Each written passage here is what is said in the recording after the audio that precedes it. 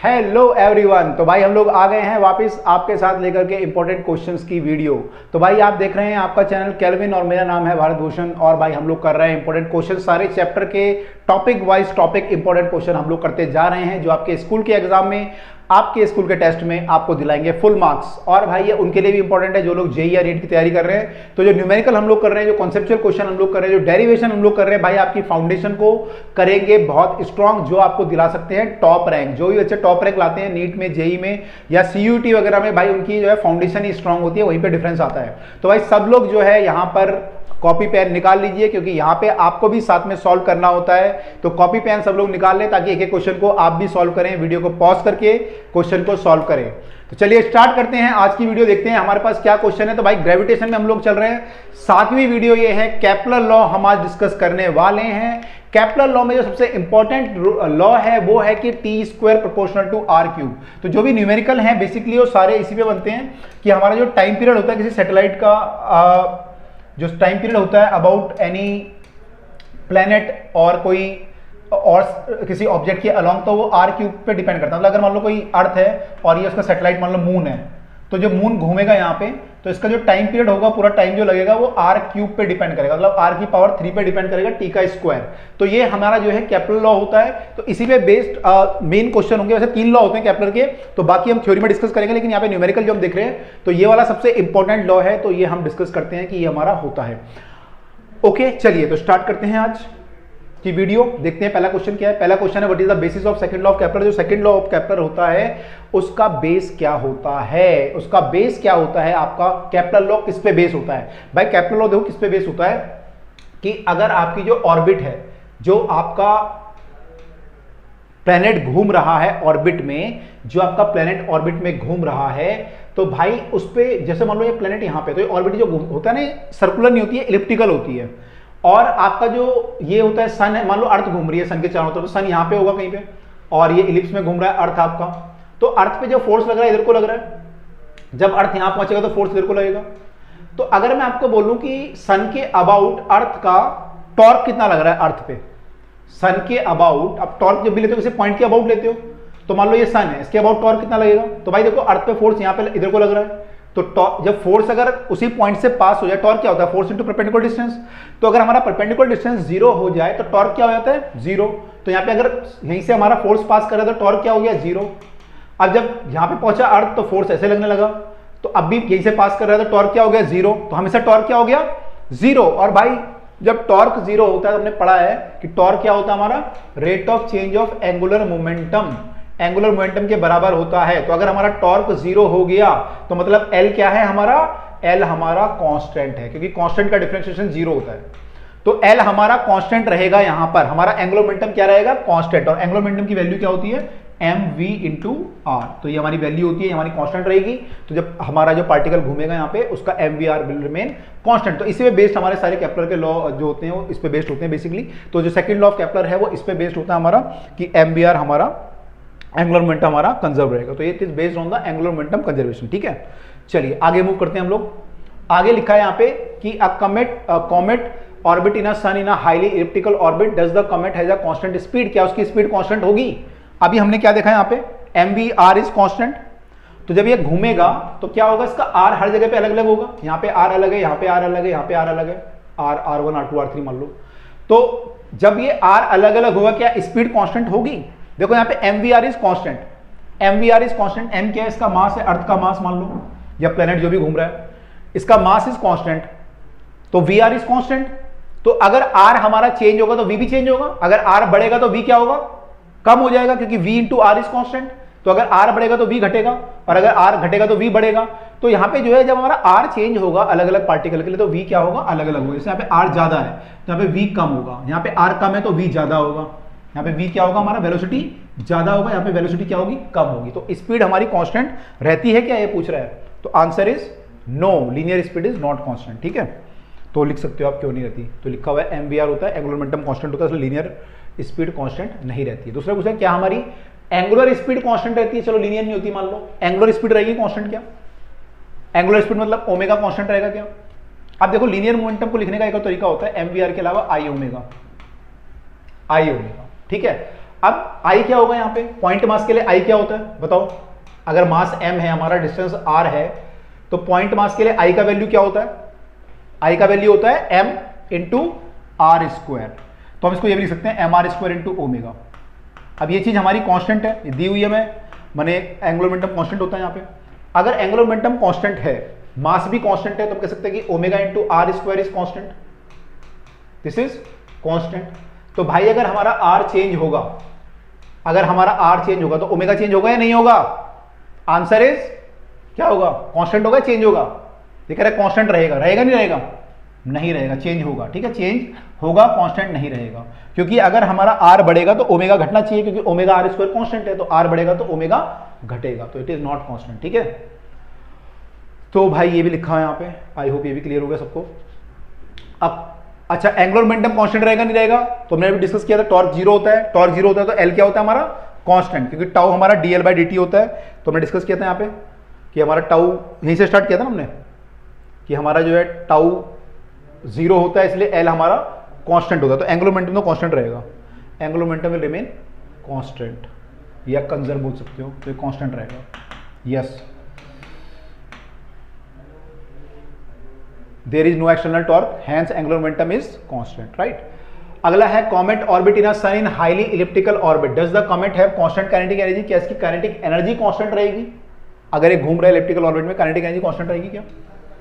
तो देखो क्या होता है कि हमारी यहाँ पे दो एनर्जी होती है, हमने सेटेलाइट में काफी पढ़ चुके हैं, दो एनर्जी होती है, काइनेटिक और पोटेंशियल। जब भी कोई घूम रहा होता है किसी के चारों तरफ, तो यहाँ पे काइनेटिक होगी और एक पोटेंशियल होगी। अब पोटेंशियल क्या होगी, अच्छा टोटल एनर्जी क्या होगी, यहाँ पे टोटल कंजर्व होगी या नहीं होगी, जब ये घूमेगा तो उसकी टोटल एनर्जी कंजर्व होगी, होगी। क्यों होगी कंजर्व, क्योंकि सिस्टम में कोई एक्सटर्नल फोर्स नहीं लगा, जो सिस्टम है हमारा सन का प्लस अर्थ का, उसमें कोई एक्सटर्नल फोर्स तो है नहीं, जीरो है, तो इंटरनल केवल है सारी चीजें। तो यहाँ पे हमारी एनर्जी क्या होगी, कोई ऐसा फोर्स नहीं है जिससे कि एनर्जी लॉस हो या समथिंग हो, तो यहाँ पे हमारी एनर्जी विल रिमेन कांस्टेंट, तो total energy is constant, total energy is constant. Okay, अब देखो यहाँ पे काइनेटिक एनर्जी जो है इसको भूल जाते हैं एक बार, पोटेंशियल एनर्जी कितनी होगी हमारी, उसका फॉर्मूला में पता है, पोटेंशियल एनर्जी का फॉर्मूला क्या होता है, minus G M M upon में आर, एम मतलब इस वाले का मास, सन का मास, और स्मॉल एम मतलब अर्थ का मास अपॉन में आर।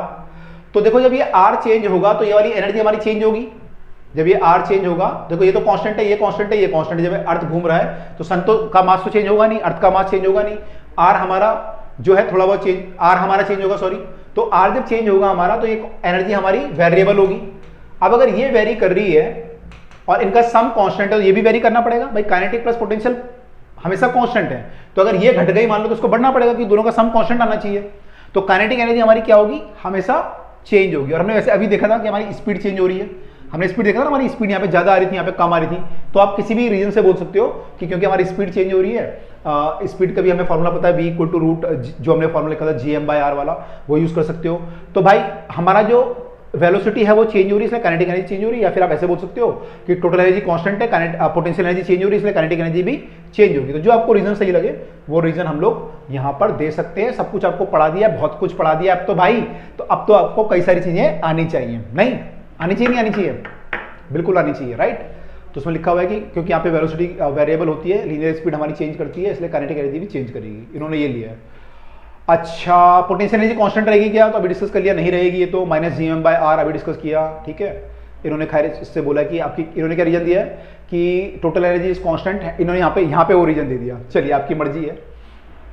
अब ये बोल रहा है कि हमारी टोटल एनर्जी कांस्टेंट रहेगी कि नहीं रहेगी, कोई लॉस हमारा अगर नहीं हो रहा तो बिल्कुल वेरी गुड।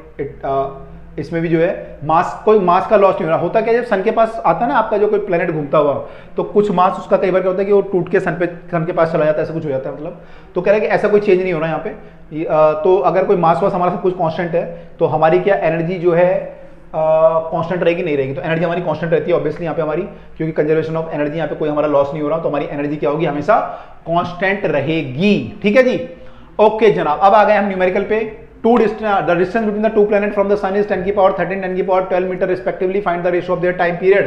तो टाइम पीरियड का रेशियो बताना है भाई, यहाँ पे हमें दिया हुआ है r1 की वैल्यू दी हुई है 10 की पावर 13, r2 की वैल्यू दी हुई है मीटर में होगी, हाँ दिया हुआ है आगे मीटर में, r2 की वैल्यू दी है 10 की पावर 12 मीटर। आपको बताना है ratio of the time period t1/t2 बताना है। तो हमें पता है यहाँ पे T1/T2 बताना है कितना होगा, तो हमें पता है भाई T square proportional to R cube. Kepler का लॉ क्या बोलता है, T square proportional to R cube लिखोगे using the Kepler law, T square proportional to R cube. This implies that T1/T2 equal to, अच्छा T1 क्या आ जाएगा, T1 proportional to R की पावर 3/2 आ जाएगा, तो T1/T2 क्या आ जाएगा, R1 की पावर डिवाइड बाय R2 की पावर 3/2 आ जाएगा जनाब।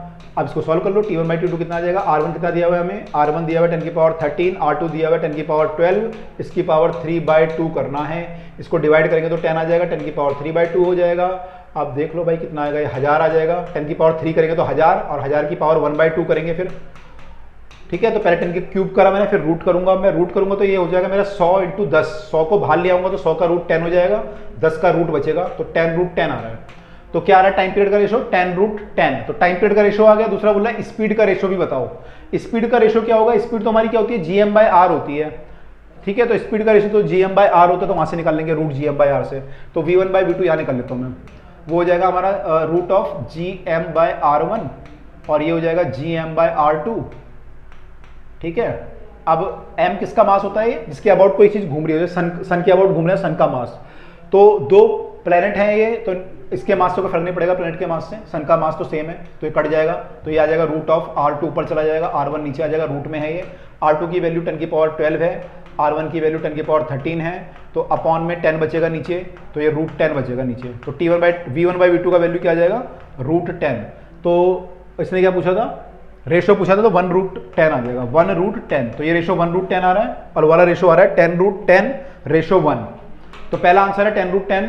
पहले क्या पूछा था ना, स्पीड का नहीं, टाइम पीरियड पहले पूछा, तो 10√10:1, 10√10:1 और 1/√10, ठीक है। तो वही आंसर आ रहा है बिल्कुल, ठीक है। तो ये हमें ध्यान रखना है कैप्लर का लॉ जो है कैसे कैसे हम लोग लगाएंगे, कैप्लर लॉ जो है कैसे यूज करेंगे। Suppose that there exist a planet that went around the sun twice as fast as the earth but would be the orbital size as compare to the earth. तो जो अर्थ के, मान लो कोई planet है वो अर्थ से सन में जो है ट्वाइस फास्ट चल रहा है। जैसे अर्थ जो घूमती है सन के चारों तरफ कितना दिन लगाती है, कितना दिन लगाती है, 365 दिन लगाती है ना। अर्थ जब घूमती है सन के चारों तरफ 365 दिन लगाती है, तो ये उससे डबल स्पीड से चल रहा है, मतलब ट्वाइस फास्ट लिखा है, तो कितना टाइम लगेगा, ये उससे आधा टाइम लगेगा, 365/2 जो भी आएगा, 150-200 दिन जो भी आएंगे उतना दिन लगाएंगे ये। तो ये इतना फास्ट चल रहा है, तो उसका ऑर्बिटल साइज मतलब कितना दूर है सन से, ये सन से अर्थ कितना दूर है, सन से अर्थ की जो दूरी होती है उसको क्या बोलते हैं हम, 1 एस्ट्रोनॉमिकल यूनिट, 1 AU बोलते हैं। तो ये कितना दूर है उसके मुकाबले, मतलब 2 AU है, हाफ AU है, कितना है। तो देखो यहाँ पे दिया हुआ है हमारे पास कि टाइम पीरियड ऑफ द अर्थ अगर हम देखें तो 365 दिन है, या मान लो TE है। अच्छा हम सीधा से करते हैं कि जो हमारा T ऑफ द क्या है प्लेनेट है वो कितना है, half of the T of the अर्थ, ये में दिया हुआ है क्योंकि ट्वाइस फास्ट चल रहा है। तो ये बोल रहा है कि what is the ratio of the orbital size, मतलब आपको बताना है कि प्लेनेट का जो ऑर्बिटल है वो अर्थ के मुकाबले कितना है, ये बताना हमें, ठीक है। तो हम क्या करते हैं यहाँ पे, हम यहाँ पे करते हैं कि हमें पता है T² proportional to R cube होता है। दिस इंप्लाइज दैट हमें R निकालना है, तो हम बोल सकते हैं कि R प्रोपोर्शनल टू क्या हो जाएगा, T की पावर 2/3। तो R1/R2 क्या हो जाएगा, R1/R2 हो जाएगा T की पावर T1/2/3 और T2 की पावर 2/3 हो जाएगा।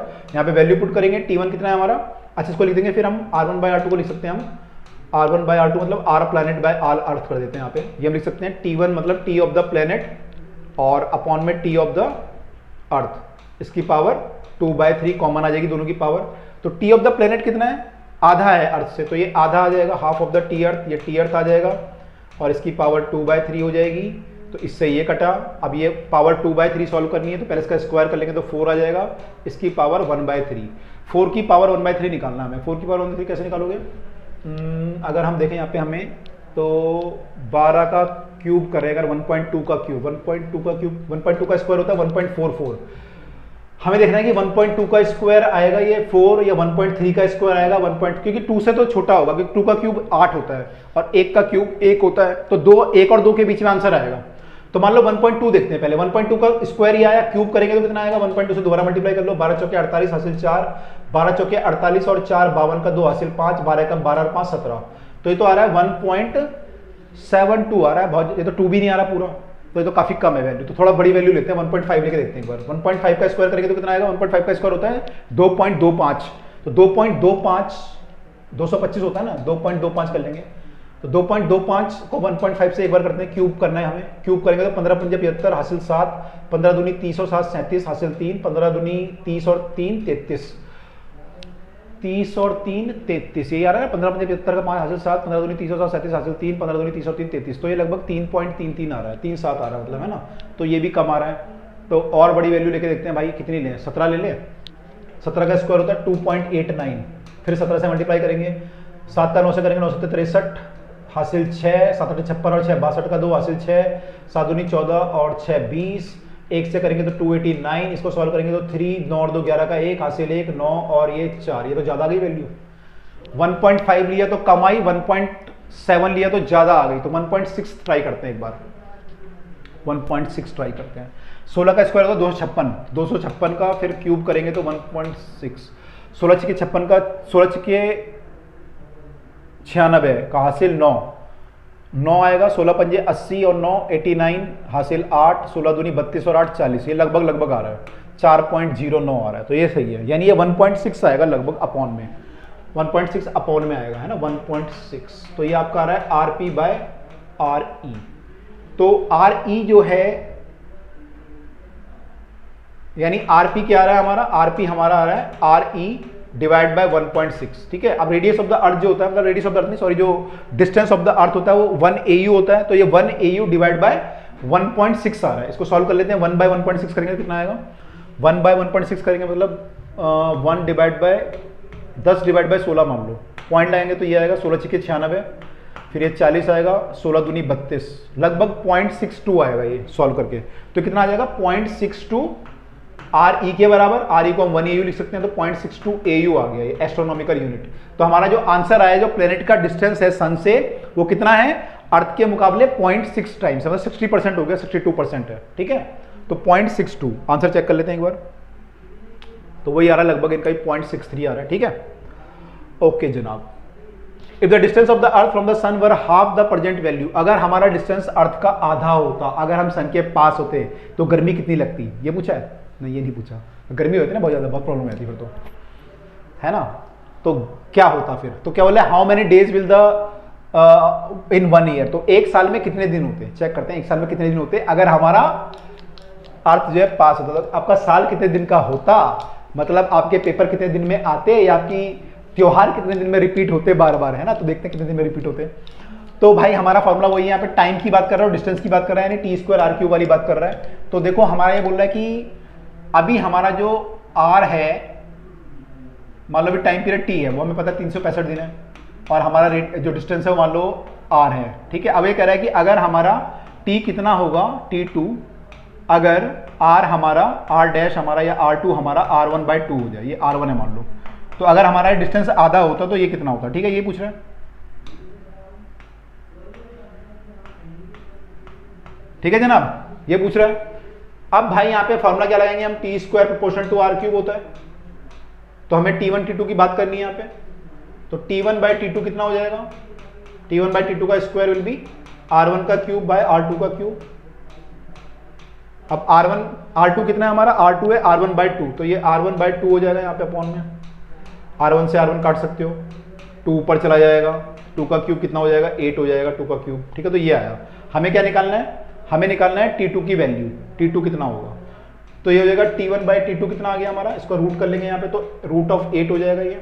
दिस इंप्लाइज दैट T2 कितना हो जाएगा, T1 बाय अपॉन में √8, मैंने क्रॉस मल्टीप्लाई कर दी, T2 को यहाँ ले आया, T2 को यहाँ लाऊंगा तो इसको यहाँ ले जाऊंगा, तो T1/√8 आ गया, तो T2 हमारा T1/√8 आएगा। तो नंबर ऑफ दिन जो होंगे नए वाले ईयर में वो कितने होंगे, 365 डिवाइड बाय √8, ठीक है। T1 कितना है हमारा, 365 दिन में घूमती है अर्थ, और अभी डिस्टेंस कम हो गया, तो आपको बताना है टाइम कितना लगेगा, तो टाइम हमारा इतना लगेगा। इसको सॉल्व करना है हमें, कैसे सॉल्व करोगे, 8 का रूट कितना होगा, 8 होता है हमारा, 4 दूनी 8, तो 4 को बाहर ले आएंगे तो 4 का रूट 2 हो जाएगा, 2 रूट 2 आ सकता है अपॉन में, है ना। 365/2√2, फिर हम एक काम और कर सकते हैं, √2 से ऊपर नीचे मल्टीप्लाई कर देते हैं, तो अपॉन में 4 हो जाएगा, ऊपर हो जाएगा 365 × √2।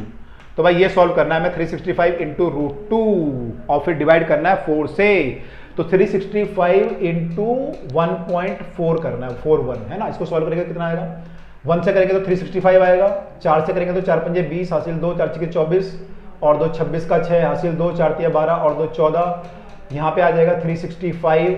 इसको सॉल्व करेंगे तो 5 और 6, 6 और 5 11 और 3 14 का 4 हासिल 1, 6 और 5 10 और 11 और 1, ये 5 आ जाएगा। तो भाई इतना आया, 2 के बाद डेसिमल लगेगा तो 514.65 आया ये 514.65, और डिवाइड करना है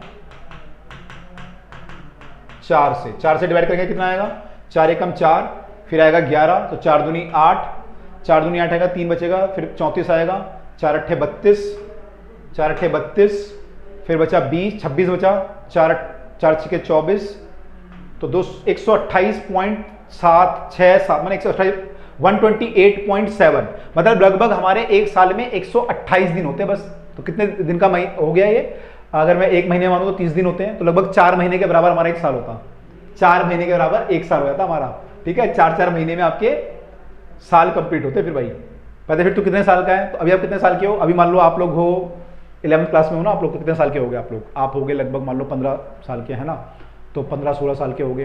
तो फिर वहाँ पे क्या होता कि एक साल में 3 साल हो जाते, क्योंकि 4 महीने का एक साल है, तो एक साल में 4 साल होते, तो आप कितने साल के होते फिर, 45 साल के, है ना। फिर हम क्या बोलते हैं कि हम 45 साल के हैं भाई, 45 साल में हम लोगों ने 11वीं क्लास की है, ऐसा हो जाता फिर तो 129 आ रहा है, हमारा आंसर कितना आ रहा था, 128.6, तो ठीक है आंसर हमारा 129 है ना। समझ में आया, ऐसे हो जाता फिर पूरी कहानी चेंज हो जाती। Show that the artificial satellite circling around the earth follows the Kepler का थर्ड लॉ। ये केपलर का थर्ड लॉ जो T²R³ है उसको फॉलो करता है, ये मैं प्रूव कर रहा है। तो आर्टिफिशियल सैटेलाइट जो है केपलर के R² = T²R³ को फॉलो करता है। देखो जब कोई सैटेलाइट घूमता है हमारा, कह रहा है अराउंड द अर्थ अगर घूम रहा है, तो हम क्या बोलते हैं, इसका टाइम पीरियड कितना होता है, हमारा टाइम पीरियड होता है 2πr/v, ये होगा टाइम पीरियड 2πr/v। और v कितना होता है हमारा, v ऑर्बिटल कितना होता है, एंड v ऑर्बिटल इज क्या लिखा था हमने, √gm/r, ये था हमारा ऑर्बिटल स्पीड। तो टाइम पीरियड कितना हो गया, this implies that time period equal to 2πr divide by √gm/r। अब क्या करेंगे यहाँ पे, इसको r को ऊपर ले जाओ, तो ये 2πr √gm बचेगा नीचे, m किसका मास है, इसका मास है, ठीक है, क्योंकि ये जो आपकी स्पीड होती है ऑर्बिटल स्पीड, ये इसके मास पे डिपेंड करती है, इस पे डिपेंड नहीं करती m पे, ठीक है। इसका हमने डेरिवेशन भी किया था, तो m से m कट गया था हमारा, ये स्मॉल m पे डिपेंड नहीं करती, मतलब जो घूम रहा है उस पर डिपेंड नहीं करती, इसके अबाउट घूम रहा है उस पर डिपेंड करती है उसका मास कितना है। तो ये आ गया, अब यहाँ पे r को ऊपर ले जाओगे तो r का रूट भी आएगा, तो r की पावर यहाँ पे 1 है और ये 1/2 है, तो 1 + 1/2 कितना हो गया, 3/2, तो ये r की पावर हो गई 3/2 और ये √gm आया, ठीक है जनाब। अब ये तो कांस्टेंट है पूरा, 2π भी कांस्टेंट है, gm भी कांस्टेंट है, तो हम क्या बोल सकते हैं कि t प्रोपोर्शनल टू r की पावर 3/2, और अगर दोनों तरफ स्क्वायर कर दें तो t² proportional to r³, squaring both side, ये आ जाएगा, तो t² प्रोपोर्शनल टू r³, यानी कि जो प्लेनेट हमारा घूम रहा है वो भी क्या कर रहा है, केपलर लॉ को फॉलो कर रहा है, वहां पे भी t² प्रोपोर्शनल टू r³ है, ठीक है जनाब। चलिए, तो भाई यहां पे भी प्रूव कर रखा है इन लोगों ने भी। ओके, अब अगला क्वेश्चन है हमारे पास, Saturn year is 29.5 times the earth year. उनका जो ईयर है वो 29 साल का, ओ भाई इनका ईयर जो है 29 साल का है। Okay, how far the Saturn is from the sun if the earth is, तो अर्थ अगर इतना दूर है तो सैचुरन कितना दूर होगा ये आपको बताना है। इनका भाई एक साल ना 29 साल के बराबर है, यानी आप इनके हिसाब से अभी जो है 6 महीने के बच्चे हो, क्या हो आप, 6 महीने के बच्चे, 15 साल के हो लगभग, तो इसका आधा हो गया लगभग 30 का, तो भाई 6 महीने के बच्चे हैं यहाँ पे हम। तो देखते हैं कितना दूर है प्लेनेट जो हमें 6 महीने का बच्चा बता रहा है। तो how far is Saturn from the sun if the earth is इतना, तो अगर अर्थ हमारा इतना दूर है तो सैचुरन कितना दूर होगा, चलिए देखते हैं। तो हमें पता है t² प्रोपोर्शनल टू r³ भी लगेगा, यहाँ पे भी टाइम का रिलेशन और डिस्टेंस का रिलेशन चल रहा है, तो t ऑफ सैचुरन का square by t of earth का square should be r of Saturn का स्क्वायर, सॉरी क्यूब, और अपॉन में t² r³ होता है ना, तो r अर्थ का क्यूब। हमें क्या निकालना है, ये निकालना है r ऑफ द सैचुरन, उसका डिस्टेंस कितना है, स्मॉल r से लिखते हैं वैसे तो यूजुअली, तो r ऑफ द सैचुरन जो होगा उसका क्यूब हो जाएगा हमारा equal to t of the Saturn का square, t of the earth का स्क्वायर, और ये r वहां चला जाएगा तो r ऑफ द अर्थ का क्यूब। अगर हम क्यूब रूट ले लें दोनों तरफ, क्योंकि इसको rs निकालना है हमें, तो क्यूब रूट लेना पड़ेगा, तो ये क्या जाएगा ts/te था, ये इसका स्क्वायर था, तो ये क्यूब रूट हो जाएगा यहाँ पे, और ये re का क्या हो जाएगा, पावर यहाँ के 1/3 होगी तो 1 आ जाएगी पावर, तो ये re आ जाएगा। अब हमें ये तो हमें पता है कि अर्थ का डिस्टेंस दिया हुआ है 1.5, ये हमें देखना है कितना है। तो टाइम पीरियड कितना है हमारा, सैचुरन का टाइम पीरियड कितना दिया हुआ है, 29.5 टाइम्स दिया हुआ है अर्थ के मुकाबले, तो ये हो जाएगा rs equal to, now time period of Saturn is 29.5 times the time of the earth given, ये क्या है गिवन है। तो दिस इंप्लाइज दैट कि R of the saturation will be equal to T of the saturation means 29.5 of the T earth divide by T earth की power 2/3 और into R E. अब हमें ये सॉल्व करना है, तो 29.5 की पावर 2/3, भाई ये बड़ा पंगा है। आर ई तो हमें पता, चलो 1.5 10 की पावर 8 किलोमीटर में है ये, तो किलोमीटर में आंसर आएगा हमारा फाइनली। मीटर में भी कर सकते हो, आपकी मर्जी है, ऐसा ही तो मीटर होती है, वैसे मीटर में कर लेंगे अभी। पहले ये सॉल्व कर ले भाई, बाकी तो बात की बात है, तो बहुत बड़ा पहाड़ तो ये है। तो 29.5 है, पहले इसका स्क्वायर करते हैं, फिर क्यूब रूट देखेंगे कितना आता है। 29.5 का स्क्वायर करेंगे तो कितना आएगा, 5 पंजे 25 हासिल 2, 5 में 45 और 2 47 का 7 हासिल 4, 5 दूनी 10 और 4 14, 9 से करेंगे तो 9 पंजे 45 हासिल 4, 9 में 81 और 4 85 का 5 हासिल 8, 9 दूनी 18 और 8 26। फिर 2 से करेंगे तो 2 पंजे 10 का 0 हासिल 1, 2 में 18 और 1 19 हासिल 1, 2 दूनी 4 और 1 5, 5 ये आ गया, 12 ये आ गया, हासिल 1 लगेगा तो ये हो गया 10 का 0 हासिल 1, 1 और 1 2 और 6 8 और 9 17 का 7 हासिल 1, 5 और 2 7 और 1 8, 2 के बाद डेसिमल लगाएंगे तो 870.25, तो ये आ रहा है 870.25 का क्यूब रूट। क्या करना भाई, कितना मुश्किल, जिंदगी में कुछ भी आसान नहीं है।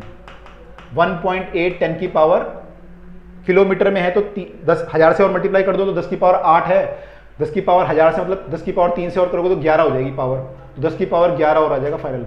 तो भाई ये अगर आपने निकाल लिया तो लाइव झिंगा लाला, बस वही निकालना। अब 870 का क्यूब रूट कैसे निकालोगे, अब 870 का क्यूब रूट निकालना बहुत ही मुश्किल का, कैसे करेंगे भाई, ट्राई करते हैं। 870 है हमारा, अगर हम देखें 2 का स्क्वायर, 2 का क्यूब 8, 2 से काम नहीं चलेगा। 10 का क्यूब कितना होता है 1000, 10 का क्यूब होता है 1000, और 9 का क्यूब कितना होता है 729 होता है। 9 का क्यूब 9 में 81, 81 को 9 से करोगे तो 9 8 72 729। 9 का क्यूब इतना होता है, 9 का क्यूब अगले पेज पे कर लेते हैं भाई, तो लंबा काम है। तो हमें जो निकालना है क्यूब रूट किसका निकालना है, हमें निकालना है भाई 870.5 का। ये ट्राई कर रहा हूं मैं इसका क्यूब रूट निकालने का।